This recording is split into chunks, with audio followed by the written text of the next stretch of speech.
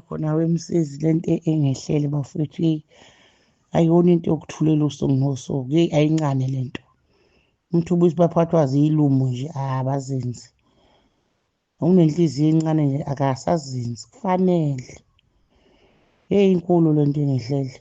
Ungavela usukelwe abantu bekunika imali engaka uhlezi nje. Kade ngiyenzeni lengaka. Bangithanda ukuthi nginani njani kanti. Inkulu lento wemsisi. Inkulu ngempela inkulu. Heyi. Yabona laba bantu mfethu abenze lento. Angisobe ngabakhohlwa empilweni yami. Heyi.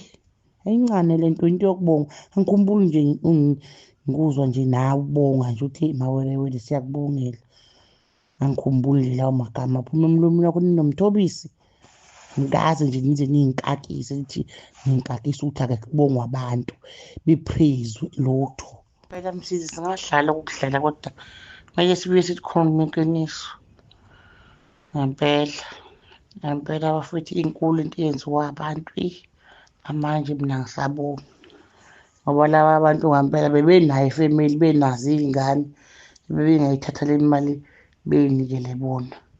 Usuke lo muntu nje awu-transfer nje u-6,000 wakhe 5,000 wakhe awu-transfer. Unayo imindeni naye ehluphekile unazo iy'hlobo akangazi nangingazi mina kodwa athi nje ngiyafisa ukuthi uwelila lento ayifisayo ayithole. Adele nje konke imindeni yakhe uney'dingo nayo zemali kodwa abakwazi abantu ukuthi le mali beyibone ukuthi ifanele mina.